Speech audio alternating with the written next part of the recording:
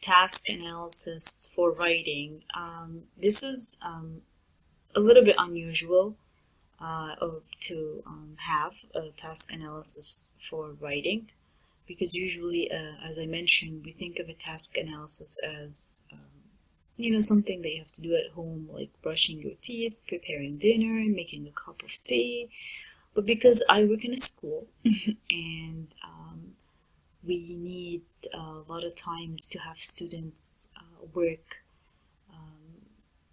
to complete a certain task, and sometimes these tasks are very difficult for them, we need to break it down into steps. And we do have a lot of management needs that states to states to the teacher, whoever is working with a child, to break down concepts or tasks. And this is what we did with this kid here. And we wanted him to write, because he doesn't like to write. He's not very good at it, but he was a very smart kid. He was excellent in reading. He was actually reading 2 grade levels above his level. But once you'd ask him to write, he would go under his desk. So we know that he was escaping the the task. So we tried to help him. That's why we broke it down. Now, when you're writing a task analysis, ABA procedures to do that, or what you would see in the Book of Cooper, is there are 3 ways you can write a task analysis. The first one is that you can start doing the task yourself, and as you go, you write the steps, so you wouldn't miss any steps. So if you're brushing your teeth, you're gonna go in the bathroom, and then you're gonna start brushing your teeth, and you're gonna write every and each step of the steps you have to complete the task. So that's one way of doing it. Just conduct the task yourself and write it as you go. The other way is you can ask someone who's very competent in the skill.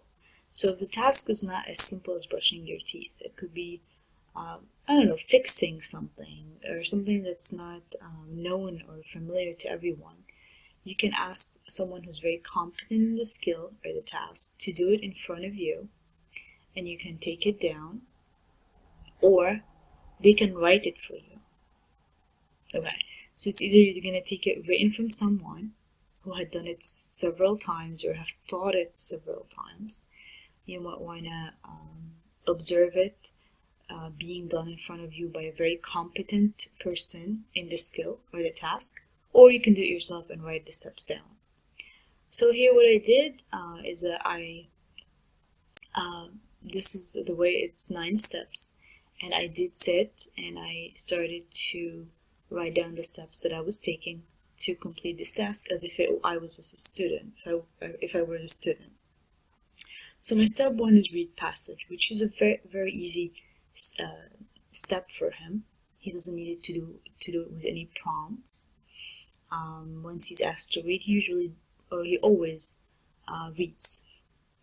And then find main characters and write them down. Now this is the first step. It's so easy for him to find the main characters. It could be also okay for him to write them down. He might need a gesture prompt. Remember, also in task lists you can use prompts to continue the steps, and the prompts will be faded, like we did in this acquisition. After a few prompts you do it without a prompt.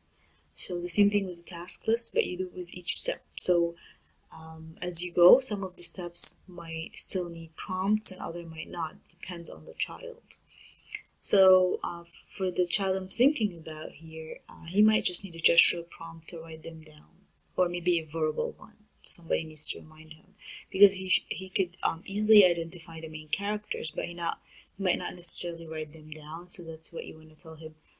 Chris, please answer the question which asks you to identify the main characters and write them down.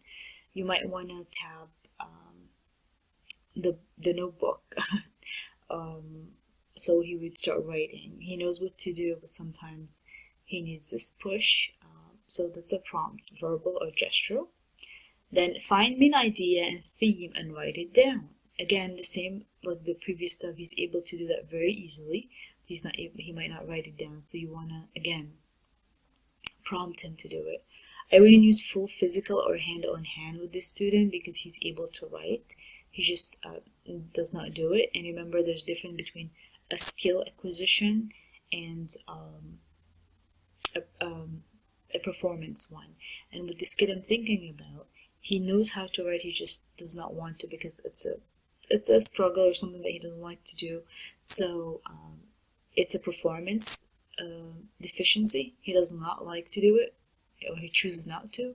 So I'm not going to use hand over hand because he doesn't have any physical impairment or distraction or any skill deficit that prevents him from holding the pencil and writing.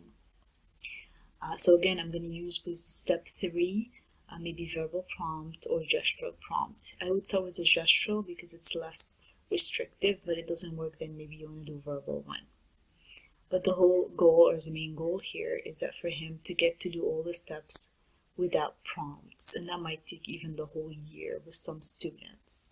You have to be very patient. This kid was in a class of 30 students, but he had a paraprofessional. If he did not have a paraprofessional, that task might be very difficult for the teacher with 30 students, unless maybe he was the only one with the task analysis written down. But if she had more than 1 or 2 kids, it might be very difficult for her to manage that. So we have to be very careful with the implementation. As RBTs, we should not have this issue because we'll most likely be working with 1, 2 kids, depends what you're working on. You might not be really teaching the whole class, ABA. And if you are teaching the whole class, you have someone with you, most likely. I never known any RBTs who's teaching classes, but there are also programs for teaching classes, like personalized systematic instruction, the killer instruction. These are all programs to teach a class. And I mean, you see a lot of programs, ABA college programs, that uses they use these behavior analytic procedures to teach a class. So you see some professors doing a student-based curriculum, so you go at your own pace.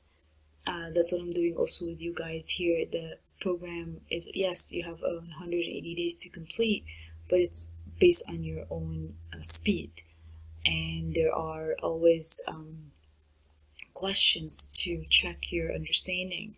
And this also could be a PSSI, which is personalized to your own pace, but at the same time there's checking of understanding. So what I'm trying to say is, if you are teaching a class, if you're working with a teacher on teaching the whole class using ABA, you'll be using a behavior analytic procedure that does not include the task analysis. Okay, you do not need to know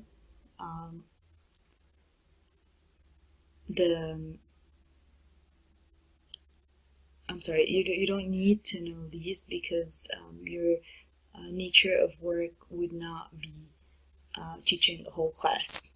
Okay,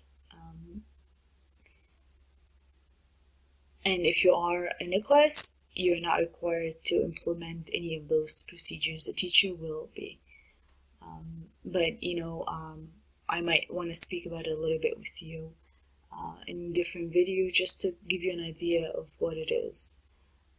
But it's pretty basically programs for classroom teaching, the whole class, not just one person. The ABLES assessment is very individualized, so you're not using it for a whole class. You're assessing each kid individually, and you're creating the program for each kid individually.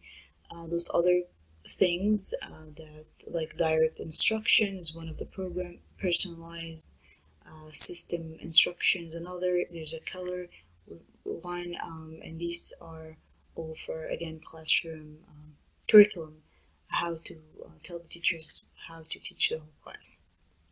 I'm so sorry, I digress. Let's go back to the task analysis here.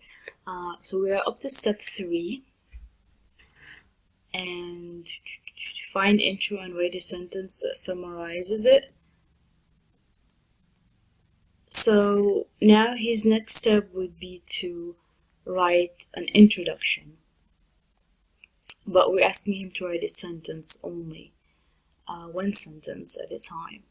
Now this step might need verbal and gesture prompts, because this is where he stops.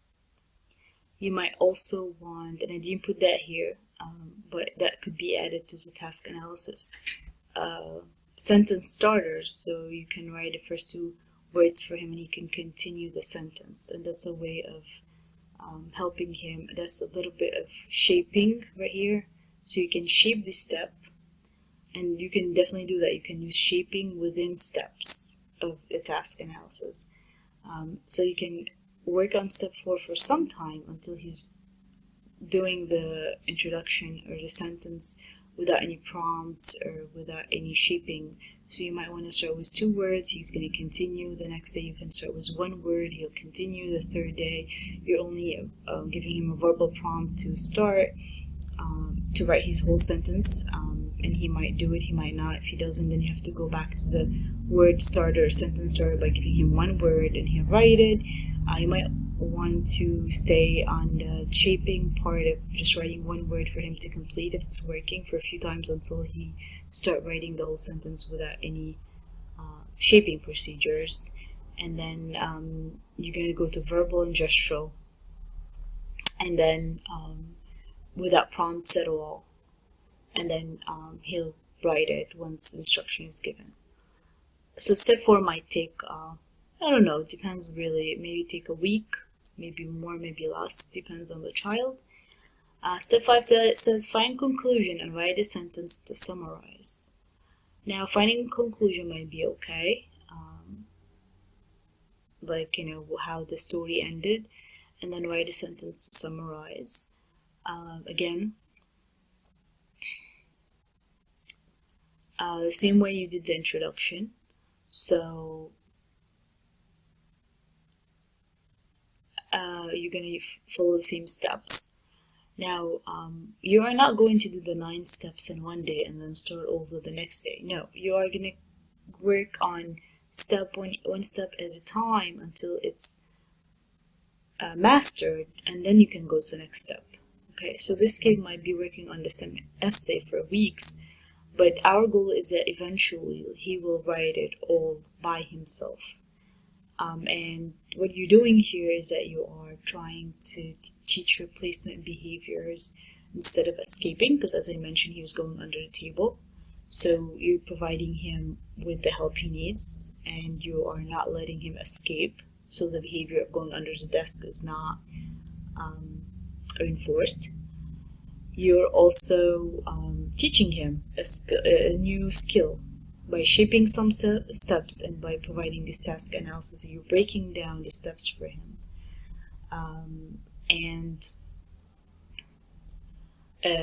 Some people say, yeah, but that will take a few months or even a whole year to do it. It's better than not helping him write at all, because if you push him, or if you are not considering his his performance deficiency, then you're not really acknowledging that he needs help. But you really need to acknowledge it. ABA really is very structured, step-oriented, and you need to work with the child at his own pace if there's no other option. So you might take a while to complete this task analysis. And writing in itself is a very difficult task. It's not one of like brushing your, even for adults or grown-ups or typically developing students, writing is a very abstract, and now I'm talking from a psychologist's point of view, but we have to always understand our clients and their goals and their priorities. So we have to understand writing might be a very difficult task, even for adults, not like brushing their teeth or making a cup of tea. So yes, it might take a whole year for him to be able to do that. I keep digressing, but I just feel like you really need to understand why we're going through all these steps with a very bright student, and we're not just pushing him to do it because we think he can or we feel that he should be able to. Remember, ABA is interested in what we can observe, and if you even feel that he could do it, or you think by pushing him he will, that's not scientific. What we see is what we see, and what we're seeing here with this student, as I said before, is that every time there's a writing task, he goes under the table, and that's an indication that there is some skill deficiency going on. Regardless of why, we're not interested in why. We are interested to figure out the function, which was escape, and to break down the skill to teach it to him. Okay, so step 5 is find conclusion, write a sentence to summarize. So the same steps for the previous two. Find lesson learned from story and write it down. Always he's able to find, he's not able to write. So you want to use, again, sentence starters. You want to give prompts until he's able to write it. And then 7, put written sentence in an organized order. So now that he found or wrote a sentence about the introduction, conclusion, and the main idea, now you're going to ask him to put them in the right order. And this might not be a big step for the kid. I have in mind he's able to put things in order. He's going to copy them in the right order, and that should not be a problem. Step 8, add transition words such as also and therefore and because. This step you might want to keep or you might not want to, depends on how his sentences were. And if you put good sentences, full sentences, you might want to skip step 8. But if it was very brief, simple sentences that are considered below his grade level or age level, then you want to proofread it with him and ask him what is missing, what we can put here. You might even give him choices of words to pick from to make sense of his sentences. And then step 9 is to reread paragraph, and I don't think that should really be a problem for him. So what we just did here is called forward chaining, because you're teaching one step at a time, starting from the first step that needs to be done to the second and so forth. Okay, there's also backward chaining, and let's take a simple thing here. Let's write it together so you have an idea of how to write it. So let me just say here it's a forward chaining, and then let's do task analysis for tooth brushing. And we can say here backward. I'll tell you what is backward right now. So backward chaining, oh, I'm sorry, I forgot something very important. Of course, we're using ABA, so after each step, the kid gets a reinforcer. Okay, so in order for him to continue to the next one, he has to get a reinforcer. Okay, it depends on what he likes. And if you are working on step 4, say for 4 days, every time he writes a sentence, he gets a reinforcer. It's not after the 4 days he gets a reinforcer. Of course not. It's after he finishes writing one sentence, he gets reinforced. The next day, you might ask him to do it again.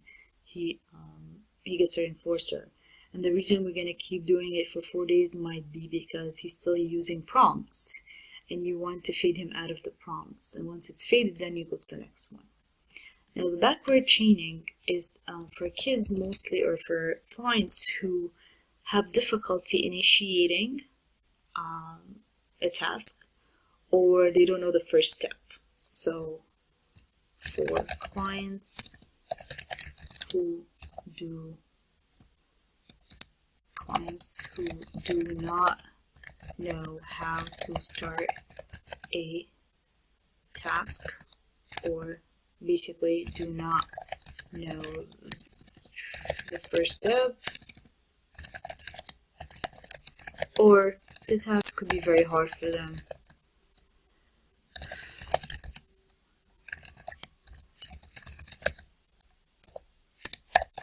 Now, what does that mean and why? Basically, if something is difficult or is not known to a person, it might be very hard for him to start a task. And for us to make him work with us, we have to enforce steps.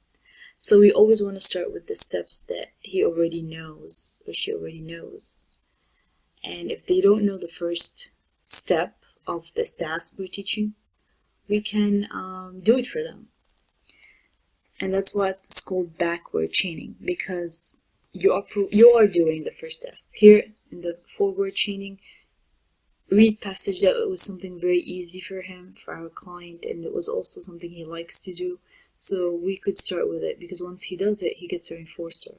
And this reinforcer will maintain the behavior of going to the next step and so forth. But here, the first step of brushing teeth, which is picking the toothbrush, and if the kid does not know how to do it, then we will do it for him. So provide skill. So we'll pick up the toothbrush for him. Backward chaining doesn't mean we're going to start from the last step. That doesn't make sense. If you're brushing your teeth, you can't start from the last step. You always have to pick up the toothbrush and put the toothpaste and brush your teeth and wash your mouth and wash the toothbrush and put it back. Okay, and I just told you the task list. It's better to write it while you're doing it, because you don't want to miss any steps. So again, backward chaining doesn't mean that we're going to start from the last step. That it means that we are performing all the steps for the child until the last step, which he knows, and then he can do it. So our client, let's just say, his name is Omar, is able to put the toothbrush back in place and dry his mouth with the towel. So he knows how to do these two things, but these are not the first steps. So we are going to provide the skill. Picking the toothbrush, you're going to provide the skill. Let's put it in steps 1. And then 2. Picking toothpaste and putting a piece on the brush. And here this step also could be few steps, because you are taking the toothpaste, you're opening it up, you're putting a piece on the brush, toothpaste on the brush, and you're closing the toothpaste and you're putting it back. These are 4 steps right here. So these also could be written down. I'm just trying to be quick here, but they should be written down, because that's what you're expecting your client to do. You know what, so to do it correctly, let's write them. So pick toothpaste, sorry, this is a 3, and then open it up and put a piece on the brush, and then you maybe put it, close toothpaste and put it back, and then brush.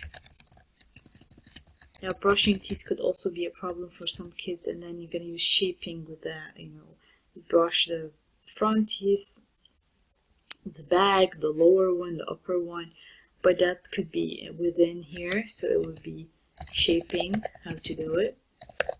It's not part of the steps. I mean, it could be, but it's not really multiple steps. It's still considered brushing teeth. It's just the way to do it. And then you will wash mouth and teeth, and then wash tooth, brush. Now here, all these steps here, okay, how do I do this? Let's make them green, okay. So these steps here, all these steps, you know what, let me go back to black.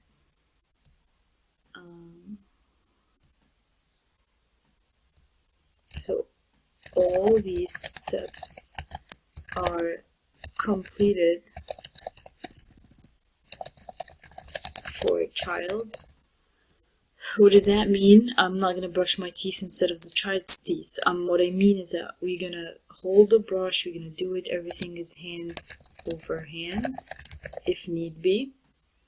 So you're gonna pick it for him, you're gonna put the toothpaste for him, you're gonna open it up and put on a piece of it on the brush, you're gonna close it, you're gonna hold his hands, or even just ask him to open his mouth. You can brush his teeth for him, ask him to wash his mouth.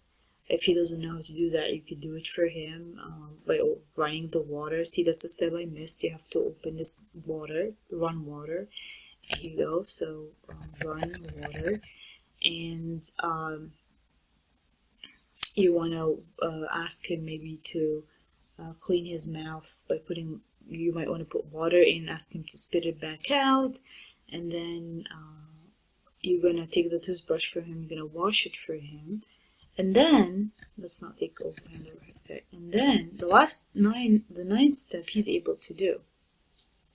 So, right here, he said, Ober is able to put the toothbrush back in place and dry his mouth with the towel. So here, what you're going to do is, let Omar put the brush back, and you're gonna reinforce that. So once he does it, you're gonna reinforce it. Okay, and then 10. Let Omar dry his mouth, and then you're gonna, of course, reinforce. So what happens here is that you did everything for him, so he didn't need to do anything. And then he met the reinforcer really quickly. So it's not like you were teaching him to do it and doing it over and over again, and then you were using multiple steps for him. No, you did everything for him, and then you let him do the last 2 steps and you reinforce. So he met his reinforcers really quickly and really easily. And that will be the first step. Okay. Now the next step, okay, so that might be just an assessment or the first thing you're gonna do with him. The second time, and you're going backwards, so you are going to teach step 8. So you're gonna do steps 1 to 7 for him, as we mentioned, without asking him to do anything. You're gonna do everything for him. And then when it comes to step 8, you are going to start using hands over hands, or maybe gestural, or partial physical, to teach him to wash his toothbrush. Okay, and this is where you starting to teach a skill acquisition, a new skill. So it's a skill acquisition task, it's a task analysis, it's backward chaining. You're going back to step 8. We're not going to step 1 now. We're going to step 8. We're going to teach step 8 until it's mastered. So every time we're going to do the whole task, we're going to do everything for him. We're going to stop at 8. We're going to do it either with prompts or without prompts. Depends on the phase he's at. And once he's mastering it, you always also give reinforcement if you're teaching a step. So step 8, even if you're using hand over hand, you're enforcing it. This is how you teach. This is how you create new skills. You have to reinforce. So step 8, if you're on that step and you're teaching at this point, that's where you reinforce every time he does it. Even if it's hand over hand, full physical prompts, you still have to reinforce. And depends on your child. It could be praise, it could be tokens, and then after he done with the task, you can give him an enforcement. Every time you do the task with him, you give him enforcement. If it's based on tokens, because if you get 10 tokens, or I'm sorry, at this point it will be 3 tokens, wash and then put brush back and then clean mouse. This will be 3 tokens, and then he gets something at the end, or enforcer. But he has to get something after each step that you're doing or you're teaching for him to continue. Again, step 1 to 7, still you're doing it and there's no reinforcement. You get to step 8, you're doing it with a prompt, and then you're enforced. He does step 9 on his own, you're enforced. He does step 10 on his own, you're enforced. Next time you're going to do from 1 to 6, just you doing it, and then 7, you're going to do hand over hand or with a prompt, you're enforced. He's going to do 8, but by this time 8 should be done without a prompt, and because you will not go to 7 unless 8 is done and it's part of 9 and 10. He's able to do 8, 9, and 10 on his own. That's when you start teaching 7. And I'm not saying teaching 7 after 10. I'm saying the next time he's brushing his teeth, you're going to go from 1 to 7. When you get to 7, you're going to teach it. Give her an enforcement if you're using hand over hand or whatever you want to use with the kid, depends on him. And then step 8 should be mastered, so he's going to do it. He's going to get an enforcer, 9 an enforcer, and 10 and an enforcer. And then the next day you're going to start again. You're going to do 1 to maybe still 6, because 7 is not mastered yet. You're going to do 7 and again over again. But every time you're going to teach 7, you have to go 1 to 7. That's why it's backward. If you have any questions, it gets complicated with task analysis. I'm going to try to find you a video. If not, then there might be an article that I'm going to ask you to read. But it's very cool because I think it's very structured. It's very simple. You're basically doing a skill yourself or a task yourself, and you're writing down what you're doing. Some people also videotape the children. Say if you're teaching toothbrushing and the kid is able to do, like say step 8 here. If you're doing it hands over hands with him, and maybe not hands over hands, I'm sorry, maybe partial physical. So you start holding his hand to the running water and you just let go for him to continue washing his toothbrush. You videotape these steps and you can show it to him so he would see that he could do it himself. And that works. And you can edit a little bit, you can remove the prompts you did with him. You can show him, oh look, you're washing the toothbrush on your own, and you did this on your own and that on your own. It's good reminders too. And some of the kids see that as an enforcer when they see themselves in a video doing something that they might think was difficult for them. Of course, it depends on the child. So there's so many ways you can do this. The most important thing is to have all the steps written down. You know where you're at, what prompts you're going to be using, and it's all depends on the child. Also, you have all these significantly severe kids, delayed kids with autism who cannot even hold a toothbrush. They're very disoriented.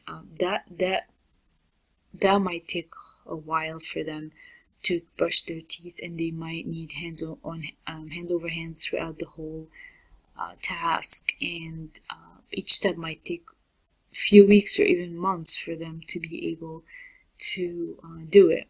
And it also depends, is it a skill deficiency or a performance? If it's skill and they have very weak fine motor skills, that might be something else that you really might want to try to do hands over hands over and over and over again.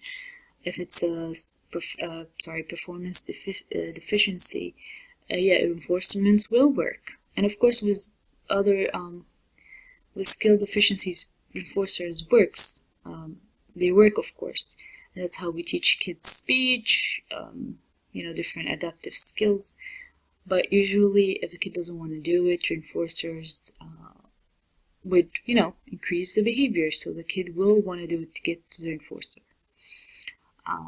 So you need to know your client, you need to know if you should do forward or backward chaining. Again, it's not really you who will determine that. Your supervisor might be of a great help to determine that, but it's really important for you to know with your client. You're going to take data. Say you're assessing his skills of toothbrushing. You need to know what steps he can do and what steps he cannot do. There's also another task analysis procedure, and it's I think it's called all task. It's basically you're teaching the whole task at the same time. So you're gonna do it all and then ask the child to do it after watching you do all the steps. Okay, this was more high functioning kids who just want modeling and to see how we do. Of course, toothbrushing might be something that you can do the whole task with them. But usually if it's complicated, like a writing task, or if the kid is has skill delays and he cannot brush his teeth, or fine motor delays, then backward and forward chaining might be a better idea for you to use. Again, you can consult with your supervisor, you can take data and decide what you want to do. Of course, after consulting. And everything has to be written down. That's how we take data, and that's how we decide what we're going to do next. When you're doing task analysis, you will be taking data every day on each step. You have to write what prompts you used, if the kid was able to do it without prompts. And you have to also find a criteria, like we discussed before. Are you gonna ask this child to do 5 times the same steps correctly for 5 consecutive times in order to go to the next step the next day? That's what you need to decide. Okay, is he able to brush his teeth independently without prompts for 3 consecutive days? The 4th day you might want to go to the next step. So it depends on the criteria you have. Everything has to be written down. You have to write down if he was able to do it or not. If you see any of your clients digressing, regressing, you might want to go back to more restrictive prompts to make sure the skill is mastered and go back. We're going to talk about generalization and maintenance, which means making sure the maintenance is making sure the skill is continuing to happen even after you leave the client. So what to do in order to maintain it, and it's usually you go back to the skill that you have taught maybe a week ago and he had mastered and he met the criteria. A week later you might want to go back and see if he's able to do it. So you're revisiting skills that you had taught to make sure that they're still there, and if they're not, you might have to try to teach it again and go back to it and see if it's maintained. Generalization is a little different, and it's basically teaching a behavior or a skill in one setting and it's generalized to another setting. So if you're teaching this child to brush his teeth at home, he goes to school and the teacher asks him to brush his teeth, he should be able to do it. So sometimes with kids we use a variety of soaps, not soaps, I'm sorry, toothpastes, variety of toothbrushes. I can't say, we might actually use different sinks. So you might want to ask him to do it, to brush his teeth at the kitchen sink, sometimes at the bathroom sink, just to get his skill generalized to different settings. So when he goes to school, or he's staying over at grandma's house, or at a neighbor's house, and he has to brush his teeth, it wouldn't be a problem. So generalization is also something that's really will have to be considered towards the end of your before moving to a new skill, or even at the end of your work with a specific client. You have to make sure he's able to generalize as much as he can. Okay, so that was we covered a lot on this video here. It's about writing plans for skill acquisitions, and we looked at the ABLES as just a sample of how it looks like to assess using curriculum-based and language-based assessments. We talked about prompts and how to fade them. If you have any questions about what we covered on this video, please send me an email and let me know. Thank you.